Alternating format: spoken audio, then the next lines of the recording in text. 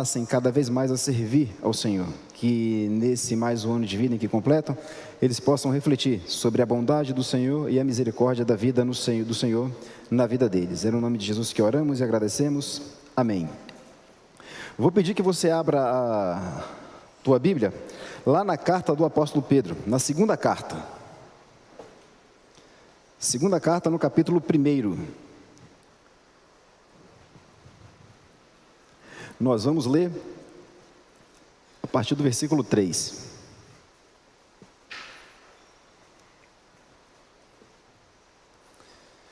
Na aula anterior, nós falamos sobre os decretos de Deus, em que eu disse que para que nós conheçamos a vontade de Deus para as nossas vidas, há necessidade de que nós conheçamos o Deus que nós servimos. Se nós não conhecemos o Deus o qual nós servimos, nós não iremos saber qual a vontade desse Deus para nós. Diante disso, eu resolvi preparar a aula de hoje como um complemento da aula anterior, que é sobre a vida cristã, a nossa vida cristã. Se agora nós conhecemos o Deus o qual nós servimos, agora nós temos que saber qual é a vontade desse Deus para nós e andar à luz dessa vontade. E separei esse texto do apóstolo Pedro, que diz assim, capítulo 1, a partir do versículo 3 até o 8. Diz assim: visto como, pelo seu divino poder, nos têm sido doadas todas as coisas que conduzem à vida e à piedade, pelo conhecimento completo daquele que nos chamou para a sua própria glória e virtude, pelas quais nos têm sido doadas as suas preciosas e muito grandes promessas, para que por elas vos torneis coparticipantes da natureza divina, livrando-vos da corrupção das paixões que há no mundo.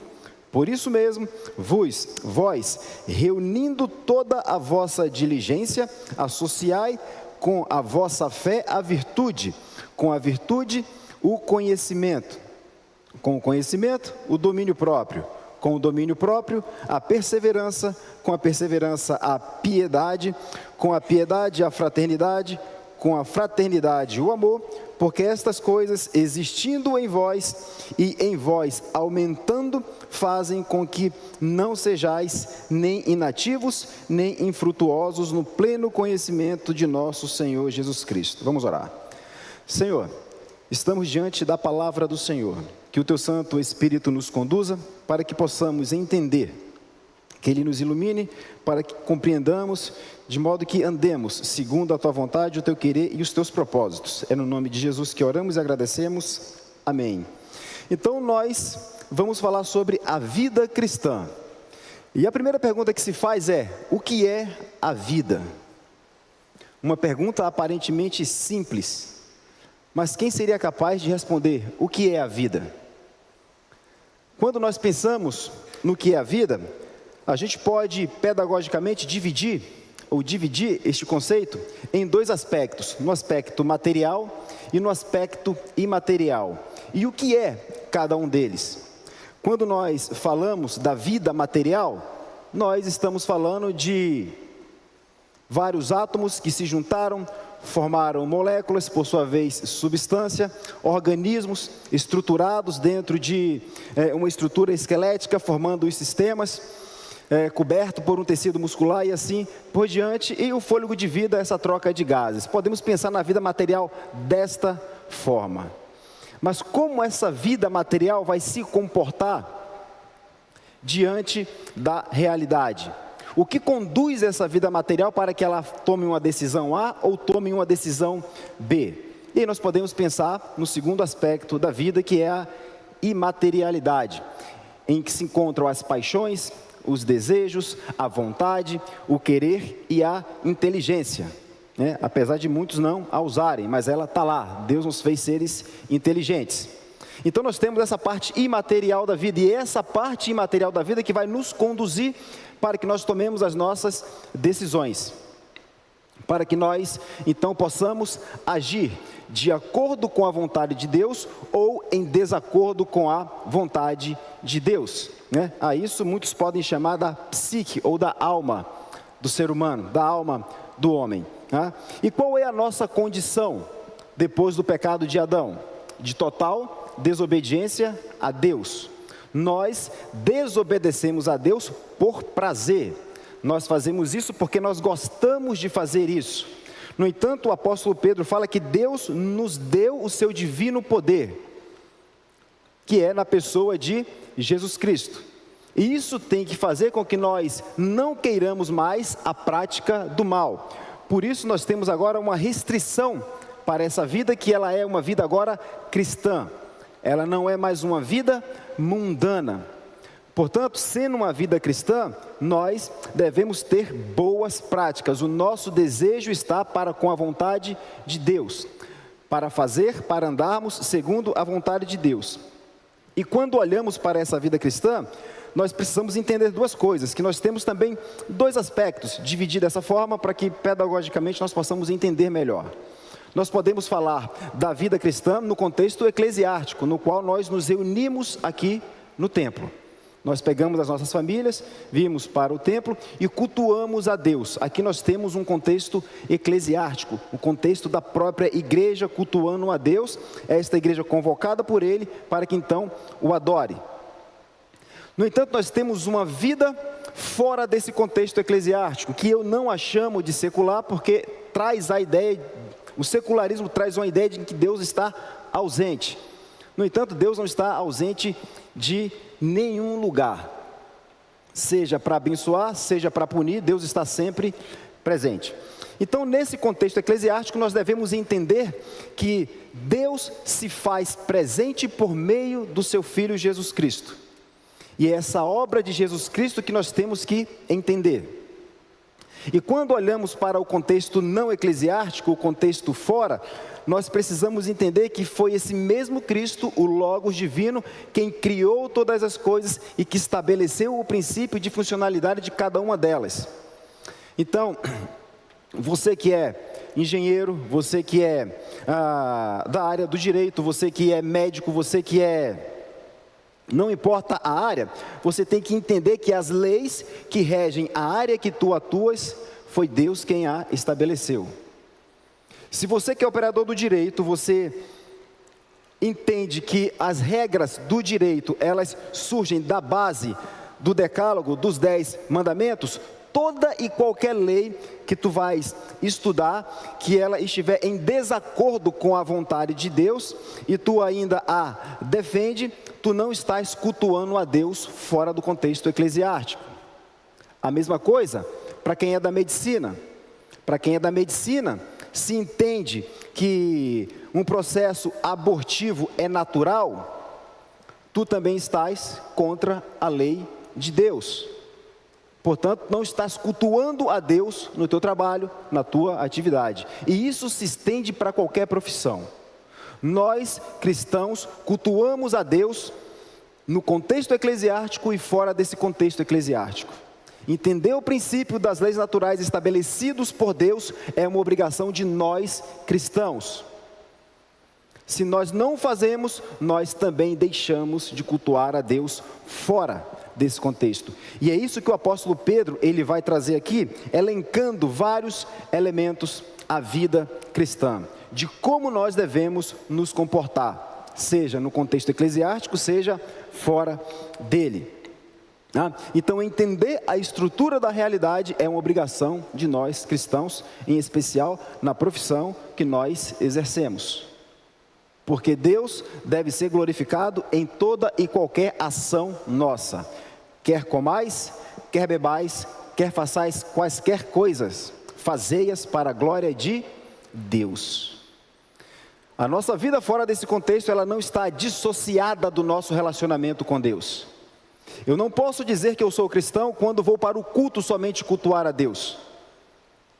Eu sou cristão em todo e qualquer lugar que eu ande, exercendo inclusive a minha profissão.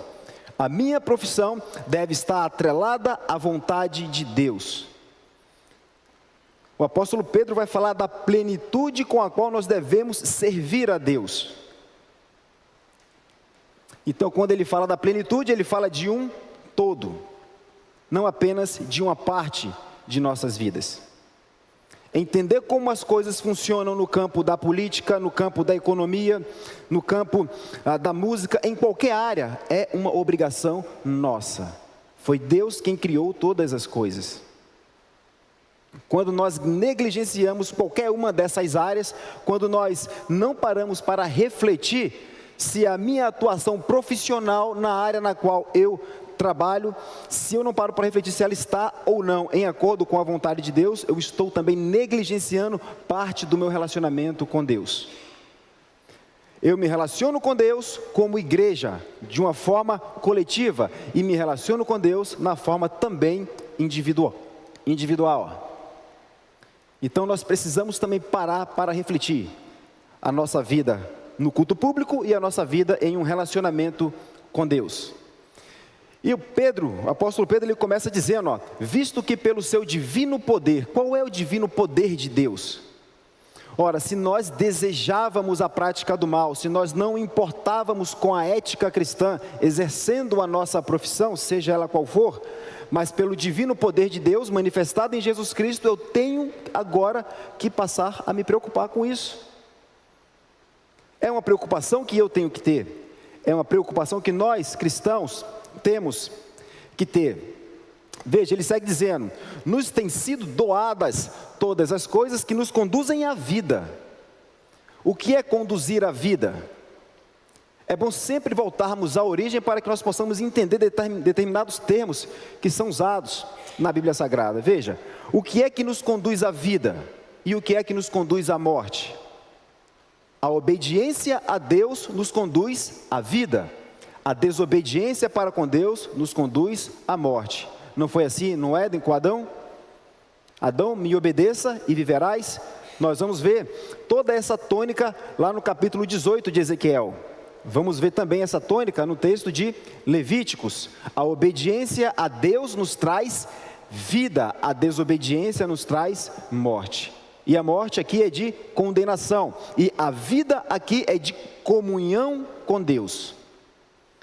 Toda vez que o texto bíblico falar em vida, ele vos deu vida, ele está dizendo, olha, ele deu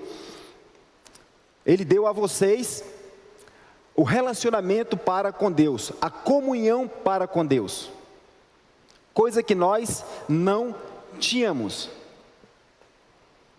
Então, vida nas Escrituras é ter comunhão com Deus, e ter comunhão com Deus é ser obediente. Vamos ver isso mais adiante.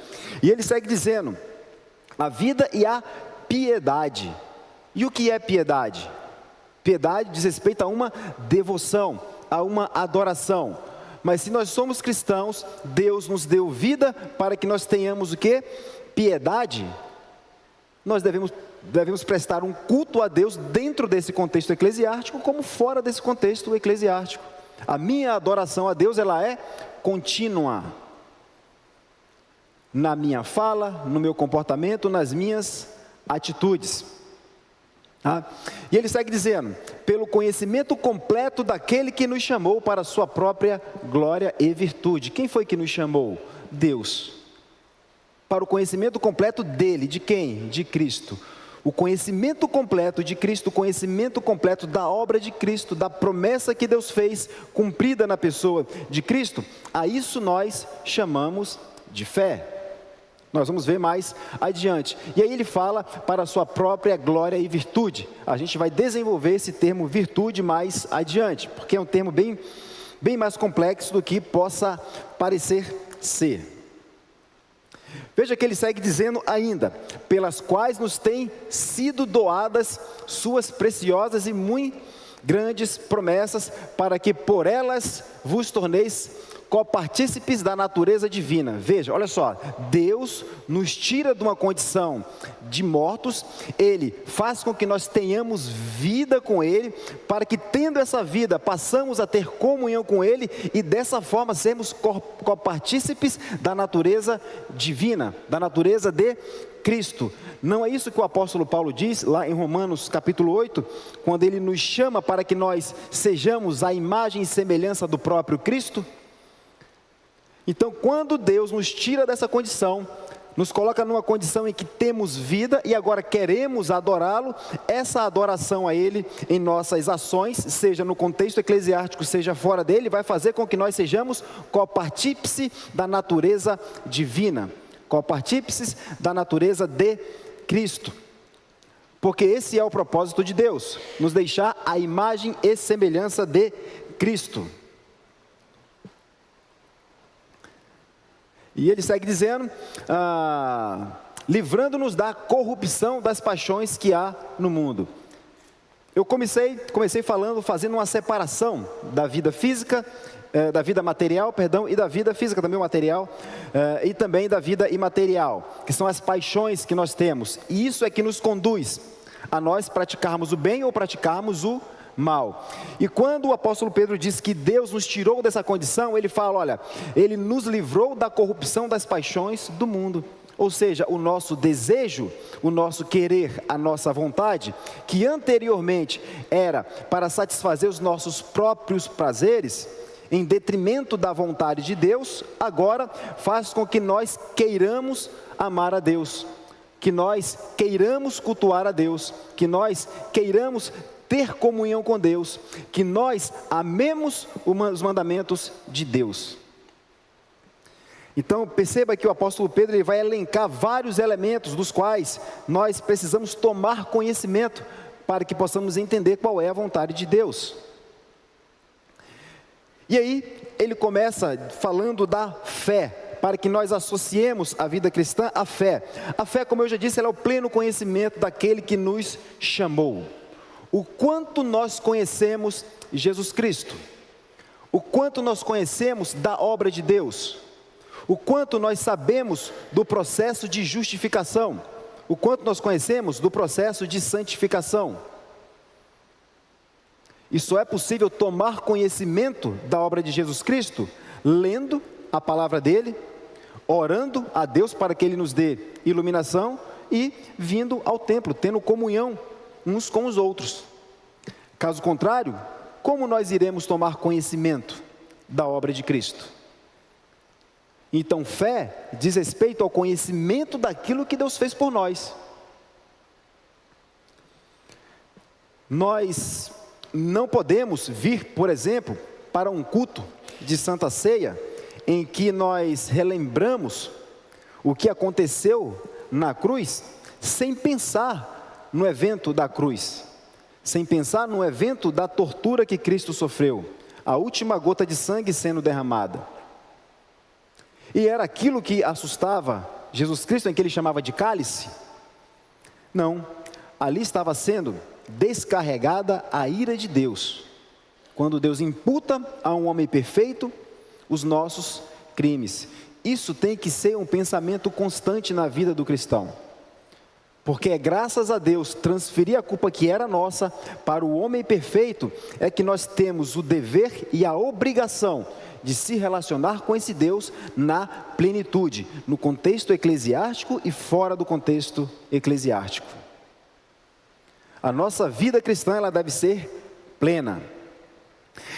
E o apóstolo Pedro vai dizer para que nós associemos a fé, entendendo quem é Cristo, que é o Criador de todas as coisas, aquele que estabeleceu como tudo deve funcionar e que também nos deu vida para que nós possamos obedecer a Deus, que nós associemos a essa fé a virtude. E o que é a virtude? É uma palavra, a palavra que está no texto original é uma palavra muito mais complexa do que simplesmente uma virtude. Mas a virtude, ela diz respeito a uma vida de excelência. É uma vida de excelência dentro do contexto eclesiástico e fora do contexto eclesiástico. Qual foi o único homem que teve uma vida de excelência aqui na terra? Jesus Cristo. Então veja que o apóstolo está nos dizendo. Jesus, quando é questionado, ele diz: a mim importa cumprir a vontade do meu Pai. Então ele tem uma vida de obediência para com Deus. Ele diz que ninguém tem mais amor pelo próximo do que aquele que dá a vida por ele. Ele também está amando o próximo. Qual é a síntese da lei? Amarás o Senhor teu Deus de toda a tua alma, de todo o teu entendimento, de toda a tua força, e o próximo como a ti mesmo. Jesus Cristo teve uma vida plena. Jesus Cristo foi o homem mais virtuoso. E é esse conselho que o apóstolo Pedro, está aqui nos dando. Que nós associemos ao conhecimento que nós temos da pessoa de Cristo as nossas virtudes. Eu já falei aqui em outras aulas sobre os vetores da criação, que é o relacionamento com Deus, o relacionamento com o próximo e o relacionamento com a criação. Ser virtuoso é relacionar-se com Deus nesta ordem, nesta sequência. Primeiro Deus, depois o próximo e depois a criação. Quando nós olhamos os 10 mandamentos, Deus fala: eu sou o Deus de vocês, eu já tirei vocês da terra do Egito, agora adorem somente a mim. Quando nós olhamos a oração do Pai Nosso, Jesus começa dizendo: Pai Nosso que estais no céu, santificado seja o teu nome, venha a nós o teu reino e seja feita a tua vontade, assim na terra como no céu. E somente depois ele direciona a oração para o relacionamento com o próximo. Quando o próprio Cristo vai falar com João lá em Pátimos, direcionando a carta, o escrito dele para a igreja de Éfeso, ele diz: lembra-te do primeiro amor, lembra-te do que deve vir em primeiro lugar. E o que deve vir em primeiro lugar é o relacionamento com Deus. Então o único homem que teve essa vida plena com Deus foi Jesus Cristo. E o apóstolo Pedro vai dizer que por meio dele, agora nós podemos ter essa comunhão com Deus. Nós também podemos buscar esse relacionamento com Deus. E o nome desse processo é chamado de santificação. Então, nosso processo de santificação, mais uma vez, ele não é só dentro de um contexto eclesiástico, ele é fora do contexto eclesiástico também. Quanto mais tu dominas as áreas que tu atuas, mas tu entendes como ela funciona em função das leis naturais estabelecidas por Deus a ela no ato da criação, mais tu estarás glorificando a Deus. Não interessa se é um ateu que usa as leis criadas para fazer determinada coisa, a glória sempre vai ser de Deus. Queira o homem dê ela a Deus ou não, a glória sempre vai ser dele. Então é muito mais fácil para nós cristãos, intencionalmente, já darmos a glória a Deus. Então a nossa vida cristã, ela se estende em todas as áreas da sociedade. Tá? Então quando se falar em virtude, é uma vida plena com Deus, dentro do contexto eclesiástico e fora desse contexto eclesiástico. E o apóstolo segue dizendo para que associemos também a virtude e o conhecimento. Como eu vou ser alguém virtuoso se eu não conheço? O que eu devo conhecer? Devo conhecer o princípio da criação, que as coisas têm princípios de funcionalidade, e devo conhecer o Deus que me tirou dessa condição. Portanto, conhecer não só o Deus que me tirou dessa condição, mas o que Ele fez também por nós. Veja, nós olhamos para o texto de Gênesis, por vezes, e passamos despercebido em muitas frases ali. O texto segue dizendo que no princípio criou Deus os céus e a terra. O que isso significa? O que isso quer dizer? Ora, no princípio criou Deus os céus e a terra. Então Deus cria em um único momento, no mesmo instante, o tempo, o espaço e a matéria. Quando Deus diz, criou os céus e a terra, Ele está falando da matéria. Onde Ele colocaria a matéria se não houvesse o espaço? Em que momento Ele iniciou isso? Então isso é ler o texto bíblico com mais atenção, é entendermos que a estrutura da realidade, ela foi estabelecida por Deus e ela está em cada ato que nós fazemos. Muitas vezes nós limitamos a nossa vida cristã ao conhecimento do texto bíblico, a uma vida de oração e somente isso. Mas a vida cristã, ela é muito mais do que isso. Ela vai para além disso. Quando o apóstolo fala de conhecimento, ele está falando de inteligência e verdade. E ser inteligente é você ser capaz de aprender a verdade e viver à luz dessa verdade. E nós já vimos aqui em aulas anteriores que a verdade é quem? Senão o próprio Cristo. O Verbo de Deus encarnado e a própria verdade, quem criou todas as coisas e disse como cada elemento deveria funcionar. Então veja que o apóstolo vai trazendo várias palavras, vários elementos ali que estão associados à nossa fé. E eles estão dentro do contexto eclesiástico, como também estão fora desse contexto eclesiástico, tá? Então, aprender a verdade e viver à luz dessa verdade. Nós, como cristãos, não temos o direito de aprender uma verdade e viver à margem dela. Nós, cristãos, não temos o direito de sermos negligentes com a verdade. Não podemos moderar na defesa da verdade.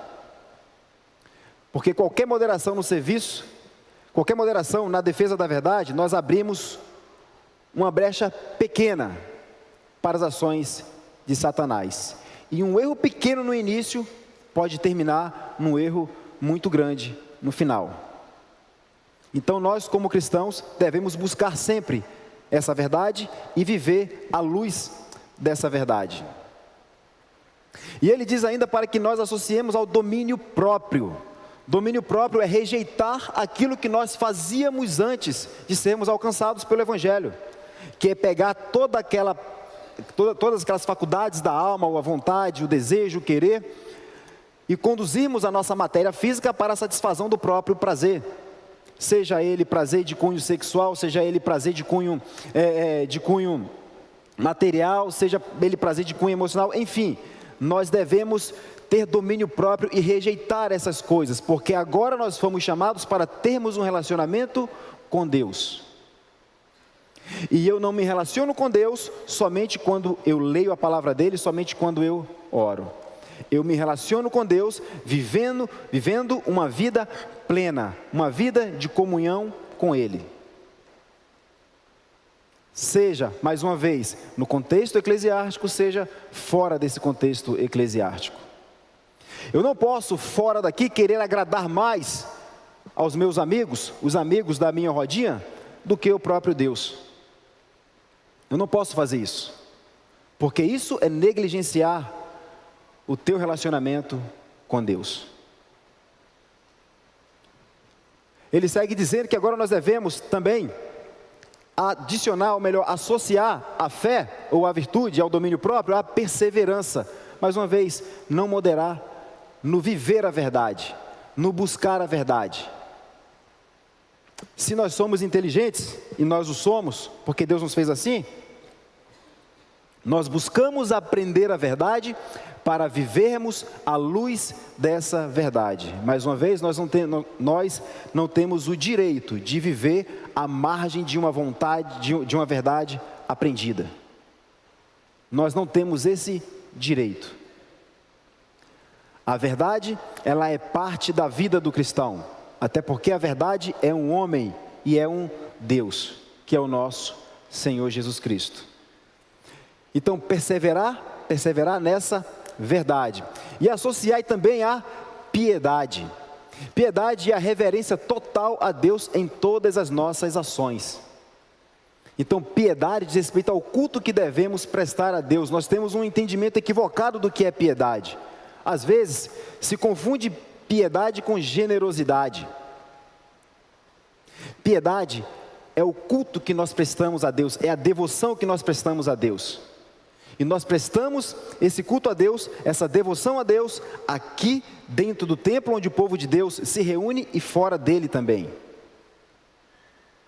Então, a vida cristã deve ser vivida na plenitude. Foi para isso que Deus nos chamou. Foi para isso que Ele imputou os nossos crimes ao homem perfeito, Jesus Cristo. Porque nós éramos criminosos, merecedores da punição, mas Deus transferiu os nossos crimes ao homem perfeito para que nós tivéssemos vida com Ele. E ter vida com Ele é viver uma vida cristã na plenitude, dentro do contexto eclesiástico e fora dele. Tá? Vou repetir isso aqui várias vezes, que é para ficar internalizado no coração de vocês. Minha vida cristã tem que ser vivida dentro do contexto eclesiástico e fora do contexto eclesiástico. Não podemos esquecer disso, jamais. associando também a piedade à fraternidade. Eu coloquei aquela frase em latim, que ela é uma frase muito forte, quando ela diz assim, quando ele fala aquilo, idem veli, idem noli, ele está dizendo, olha, nós devemos querer as mesmas coisas e rejeitar as mesmas coisas. Nós, cristãos, queremos o quê? Uma vida de comunhão com Deus. Isso nós devemos querer, isso é ser fraterno. Nós, cristãos, devemos rejeitar tudo aquilo que não produz uma vida de comunhão com Deus. Então nós queremos as mesmas coisas e nós rejeitamos as mesmas coisas. Isso é uma fraternidade. Nós não podemos querer algo na nossa vida individual, ainda que seja lá no quarto, no momento do devocional, e fora do devocional, com os amigos, com um contexto diferente, nós queremos algo que vai contra a vontade de Deus, simplesmente para eu me sentir parte daquele grupo. Nós não temos que desejar, nós não devemos querer ser parte de um grupo. O que nós devemos é querer fazer a vontade de Deus. Querer fazer parte de um grupo é fazer daquele grupo o teu próprio Deus, porque se tu fazes isso, a ti importa agradar os homens e não a Deus, e isso é idolatria. A vida cristã é uma vida que deve ser vivida na plenitude. E o último ponto ali que ele traz é a fraternidade e o amor. Veja que ele começa com a virtude e termina com o amor, tá? Ainda que custe muitos sacrifícios. É ou não é um sacrifício para muitos no início, quando você precisa deixar um determinado grupo, eu vou colocar entre aspas aqui, de amigos, porque aqueles amigos ali estão escarnecendo da lei do Senhor, mas você gosta de estar com eles. Eles te fazem se sentir importante para eles. E é um sacrifício tu sair de lá, porque aquilo te agrada. O pecado trouxe para nós, ou colocou em nossos corações, o desejo de sentirmos valorizados, o desejo de nos sentirmos importantes e reconhecidos. Isso é fruto do pecado. Então, quando nós temos determinado grupo que nos valorizam, que nos reconhecem e faz com que nós nos sentimos importantes, o que nós queremos fazer? Agradar aquele grupo, sem se preocupar se esse grupo está se comportando à luz da vontade de Deus ou não. Será que queremos as mesmas coisas e rejeitamos as mesmas coisas ou não? Então veja que a vida cristã, ela é muito mais ampla do que aquilo que nós imaginamos que ela o seja. Nós devemos viver uma vida virtuosa. E viver uma vida virtuosa é viver uma vida de excelência, olhando para aquele homem que foi excelente, que é o próprio Cristo. O apóstolo Paulo vai dizer, sedes os meus imitadores como eu sou de Cristo. Veja, qual é a principal referência de Cristo que os filhos de vocês têm? Ou melhor, têm que ter? Os pais. Principalmente, o pai. É a principal referência de Cristo que ele tem que ter. Ele não pode ser mais amado por um grupo fora do contexto familiar do que pelo próprio pai, do que pela própria mãe. Ele não pode ouvir coisas mundanas de determinados grupos e não ouvir nada sobre Jesus Cristo dentro da própria casa. Amar, orar e falar de Jesus para os nossos filhos também faz parte da vida cristã. E também é uma parte que nós negligenciamos. Orar, amar e falar de Jesus para a esposa e filhos é uma obrigação do homem. É uma obrigação que Deus deu a nós. O cuidado para com a família. Se nós negligenciamos essa responsabilidade que Deus nos deu, nós estamos falhando também na nossa vida cristã.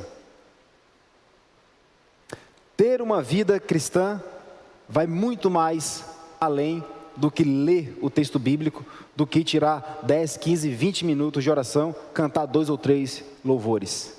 Ela é muito mais abrangente do que isso. Ela exige muito mais de nós do que isso. E por que que Deus exige isso de nós? Porque Ele nos deu os meios para que nós o façamos. Ele mudou a nossa vontade, Ele mudou o nosso querer.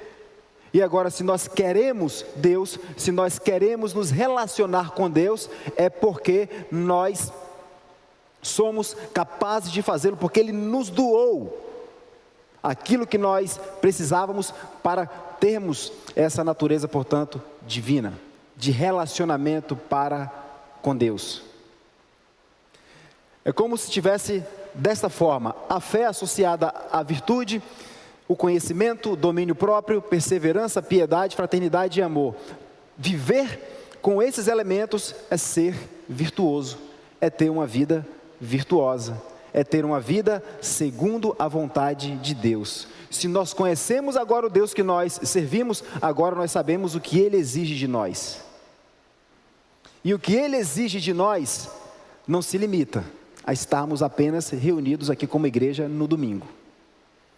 O que Ele exige de nós é que nós tenhamos um relacionamento com Ele aqui, neste lugar e fora deste lugar.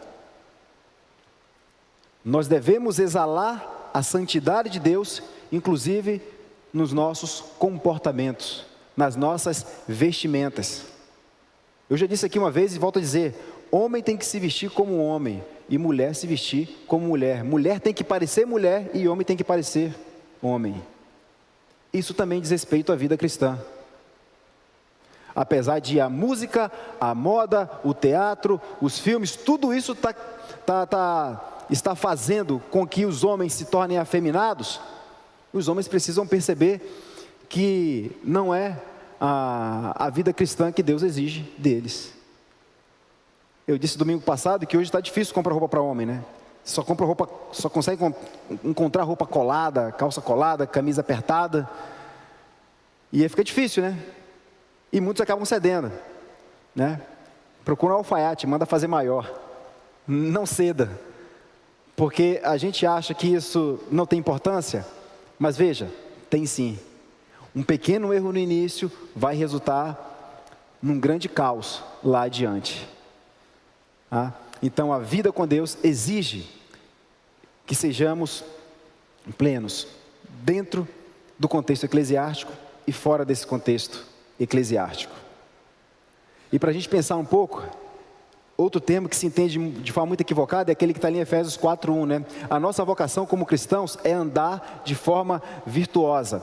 Efésios 4:1 vai falar da vocação, que nós andemos segundo a vocação que Deus nos chamou. E muitos vão pensar que vocação é aquilo que eu tenho a habilidade para alguma coisa. Então deixa eu fazer o meu teste vocacional, porque eu tenho mais facilidade de fazer isso, mais facilidade de fazer aquilo, quando na verdade vocação diz respeito à minha vida cristã como um todo. Não importa se eu não gosto, por exemplo, de trabalhar com logística, não interessa se eu não gosto. Se eu estou fazendo aquilo ali, eu tenho que fazer aquilo ali para a glória de Deus. Eu tenho que fazer da melhor forma para glorificar a Deus. Não interessa se tu não gostas do direito, mas é nisso que tu trabalha, o fazes para a glória de Deus. Se tu és engenheiro, médico, enfim, não interessa se tu tens afinidade ou se tu não tens afinidade. Faça aquilo para a glória de Deus. Procure executar da melhor forma, dentro daquilo que Deus estabeleceu e definiu como deve ser. Sempre para glorificar a Deus. Então, ser vocacionado é isso. Agora, se tu tens uma habilidade que Deus te deu, amém. Se tu não tens uma habilidade, mas alguma coisa tu sabes fazer, então faça para a glória de Deus. Quer comais, quer bebais, quer façais quaisquer coisas, fazei-as para a glória de Deus. Sempre para a glória de Deus. O cristão não vive em paz com as trevas. Somos sal e luz para levar a mensagem do Evangelho, seja do Evangelho, seja do realismo teontológico. O que é isso? A mensagem do Evangelho é a mensagem da salvação. Nós éramos pecadores, Deus imputou os nossos pecados ao seu Filho e nós temos um relacionamento com Ele. Essa mensagem nós temos de levar. Mas o que é o realismo teontológico? Teontologia significa o ser de Deus, realidade estabelecida pelo ser de Deus. Então, no ato da criação, Deus disse como cada elemento iria funcionar. Como o sol iria funcionar, como a lua iria funcionar, como as águas iriam funcionar. Então, cada elemento tem as próprias propriedades. Então, entender que esses elementos possuem essas propriedades, também é glorificar a Deus. Também é levar a mensagem do próprio Logos. Quais são as propriedades da água? Quais são as propriedades do fogo? As propriedades da madeira? Então, conhecer essas coisas também é cultuar a Deus. A nossa vida cristã, ela se estende para fora daqui. E, por fim, a vida cristã exige muito mais do que um culto aos domingos a Deus. Muitos acabam se conformando em vir para a igreja aos domingos. Eu vou juntar minha família, hoje é o dia do Senhor, então eu vou levá-la à igreja. E durante toda a semana, o pai, o marido, não abre a Bíblia, não explica a Bíblia, não fala de Jesus, não ensina os filhos. Se limita única e exclusivamente em vir à igreja aos domingos, como se isso fosse a vida cristã. Mas isso é muito pouco no que diz respeito à vida cristã. É quase que uma negligência da nossa parte. A vida cristã, ela é aqui e fora daqui. Não devemos nos limitar em vir para a igreja e acharmos que essa ação ou essa vontade que nós temos de vir aos domingos se limita à nossa vida cristã. Ela se estende fora daqui, na tua profissão, no teu lazer, nos teus estudos. Tá? Eu não posso querer agradar mais as pessoas do que querer agradar a Deus. Eu não posso me sentir muito melhor num grupo de pessoas que fazem com que eu me sinta reconhecido, valorizado e importante, do que me sentir bem fazendo as coisas de Deus. Deus me chamou, ou nos chamou, para que nós tenhamos vida. E ter vida é ter comunhão com Ele. E ter comunhão com Ele é obedecê-lo. Bem-aventurado é o homem que não anda no conselho dos ímpios, não se detém no caminho dos pecadores e nem se assenta na roda dos escarnecedores. Antes o seu prazer está na lei do Senhor e nela medita de dia e de noite. Ele será plantado como uma árvore junto aos ribeiros, que no devido tempo vai dar o seu fruto. Assim é a vida cristã. Nós devemos amar a lei do Senhor. E aqueles que escarnecem a lei do Senhor, eles não querem as mesmas coisas que eu. Se eles não querem as mesmas coisas que eu, como terei eu amizade com eles? Fraternidade é querer as mesmas coisas e rejeitar as mesmas coisas. Aquilo que escarnece a lei do Senhor, aquilo que zomba da lei do Senhor, deve por nós ser rejeitado. Então eu preciso conhecer a lei do Senhor, eu preciso conhecer aquilo que escarnece a lei do Senhor. E isso é feito à custa de leitura da palavra de Deus, à custa de oração, à custa de estarmos reunidos como povo de Deus no dia do Senhor e em outros momentos também. Então a vida cristã exige de nós muito mais daquilo que nós achávamos ou imaginávamos. A vida, ela é plena. Uma vida virtuosa é uma vida de excelência. Uma vida virtuosa é uma vida que em primeiro lugar obedece a Deus, é uma vida que em segundo lugar se relaciona com o próximo, é uma vida que em terceiro lugar se relaciona com a criação. Não podemos inverter a ordem desses vetores. Quando o fazemos, nós teremos as mesmas consequências que Adão teve lá no Éden, porque lá essa ordem foi invertida. Adão não foi o cabeça, a criação foi ouvida e Deus foi deixado de lado. E o que nós temos, portanto? A queda do homem e a terra se tornando maldita. Então a vida cristã é aquela vida que entende que nós devemos primeiro amar a Deus, depois amar o próximo e depois se relacionar com a criação. É muito comum nós invertermos isso. nos preocuparmos primeiro com a criação, primeiro com o carro, primeiro com a casa, primeiro com a conta bancária e depois pensarmos em Deus. Isso é muito comum. Qualquer divergência no trabalho tira logo a minha vontade de adorar a Deus, a minha vontade de orar, a minha vontade de ler a Bíblia, porque eu fico pensando naquilo o tempo todo, quando na verdade eu deveria pensar em primeiro lugar em Deus. Então a vida cristã exige muito mais de nós do que aquilo que imaginávamos. E Deus nos doou os meios para que nós assim façamos. E ao fazê-los, nós nos tornamos participantes da natureza de Cristo, da natureza divina. Caminhando para sermos a imagem e semelhança de Jesus Cristo. Foi para isso que Deus nos chamou, para sermos a imagem e semelhança de Cristo. E Ele nos deu o meio para isso. Se antes nós não queríamos amá-lo, se antes nós não o desejávamos, agora, por meio da obra de Cristo, o nosso querer, o nosso desejo foi modificado. Nós, como cristãos, temos que querer Cristo, temos que querer amar a Deus, temos que querer aprender, conhecer mais esse Deus, temos que orar mais, temos que nos relacionar mais com esse Deus, porque foi para isso que Ele nos chamou. Amém? Alguma pergunta, algum comentário? Se não tem perguntas, não tem comentário, não tem dúvidas. Se não tem dúvidas, o que nós temos? Dívidas. Devemos viver uma vida agora cristã. Se não tem pergunta, imagino que não tenha nenhuma dúvida. Se não tem dúvida é porque entenderam. E se entenderam, então vivamos uma vida cristã na plenitude. Amém? Antes de eu encerrar, deixa eu indicar 2 breves livros. Um aqui eu já o fiz, mas em função da aula passada e da aula de hoje, farei de novo. Pacto e mandamento. Qual é a função da lei do Senhor no pacto da aliança? Ou melhor, no pacto da aliança, na aliança que Deus fez com o seu povo. A lei tem uma função? Tem. Nós temos que amar a lei do Senhor. Isso não é ser legalista. Tá? Então esse livro vai nos trazer uma reflexão sobre isso. Lembra que eu disse que um erro no começo, ele traz, ou melhor, ele vai causar um erro muito grande no final? Então esse livro vai falar sobre a propaganda comunista, como que essa perversão da linguagem, como essa perversão do evangelho entra de forma sutil dentro das igrejas e nós não percebemos.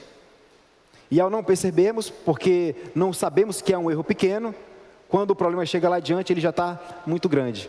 Então, quanto mais nós conhecermos, mais nós glorificamos a Deus, mais nós estamos trabalhando a nossa vida cristã e mais preparados nós estaremos para enfrentar os ardis de Satanás. Vamos orar? Senhor nosso Deus e nosso Pai, nós somos agradecidos ao Senhor por tudo que o Senhor tem feito por nós. Oramos ao Senhor para que o Senhor tenha misericórdia de nossas vidas, para que o Teu Santo Espírito nos conduza para que vivamos uma vida cristã à luz da Tua vontade, para que entendamos que viver uma vida virtuosa é viver uma vida que Te obedece, é viver uma vida que Te ama, uma vida que ama o próximo, é uma vida que se relaciona com a criação, é uma vida que vive, Senhor, tanto no contexto eclesiástico como fora dele, para a honra e a glória do Teu nome. Que o Teu Santo Espírito nos conduza para que vivamos essa vida, para que sejamos cristãos e não tenhamos vergonha do Evangelho. Nós oramos ao Senhor e pedimos que o Senhor nos traga logo mais para o culto à noite, para que possamos adorar o Senhor, para que possamos louvar o Teu nome, para que possamos estar diante do Senhor, ouvindo a Tua voz e agradecendo ao Senhor por tudo aquilo que o Senhor fez por nós. Peço ao Senhor que nos leve na Tua santa paz, que o Teu cuidado para conosco se estenda para com os nossos irmãos, para com a nossa parentela, e que logo mais estejamos aqui para adorá-lo, para cultuar, para louvar o Teu nome. É no nome de Jesus que nós oramos e agradecemos. Amém. Amém, irmãos? Vão na paz. E não cheguem atrasados.